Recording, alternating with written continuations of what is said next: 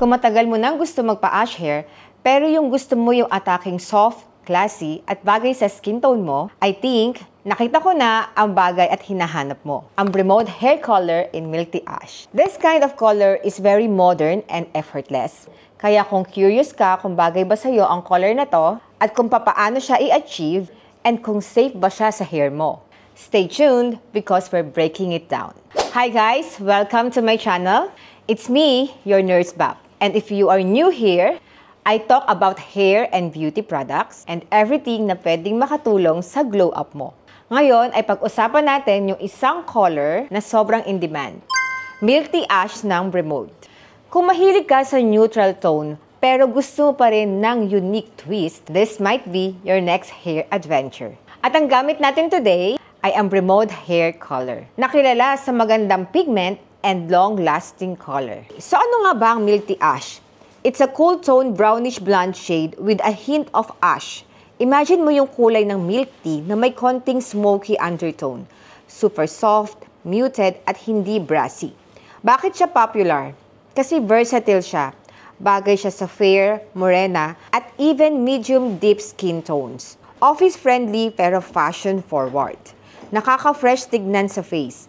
Lalo na kung gusto mo ng youthful vibe. Kung gusto mo mag-stand out na hindi super loud ang kulay mo, then this is a safe but stylish choice para sa buhok mo.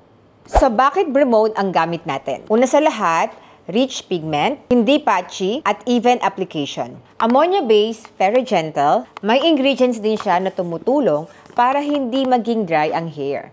Affordable din siya, salon quality look din siya, without breaking the bag. And also, available siya sa maraming colors. But today, spotlight natin si Milk Tea Ash. Ang maganda pa sa Bremode, kahit DIY user, madali siyang i-mix and apply basta marunong kang sumunod sa instruction.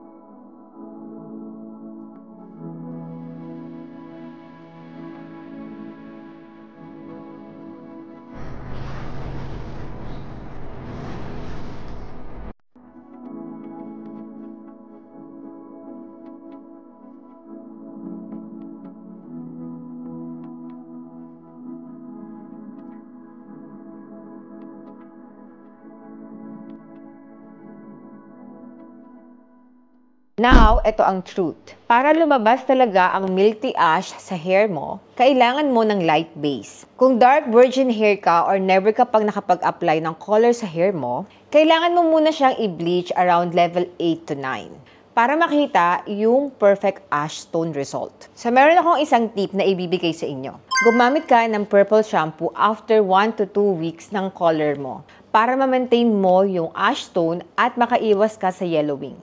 Sa hair care and maintenance naman tayo.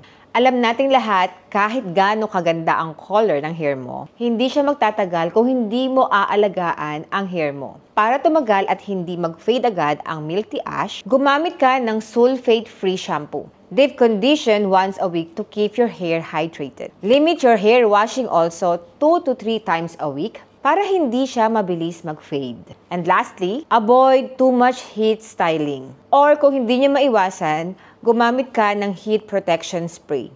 Remember, lighter colors requires more love and care. Nung una, actually medyo hesitant ako.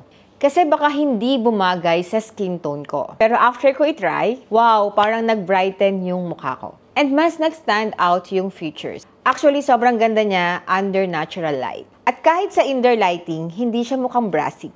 Plus, madali din siyang i-maintain compare sa ibang ash color. Kaya for me, worth it talaga lalo na kung gusto mo ng classy, yet trendy hair shade.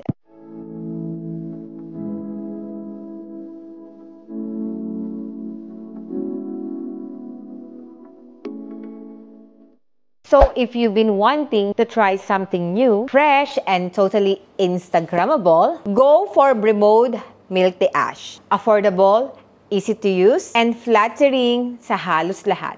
Always remember, great hair color starts with the right prep and the right care. So guys, kung nagustuhan mo ang video na to, don't forget to like and subscribe and hit the notification bell para lagi kang updated sa next video ko. Bye guys! To God be the glory!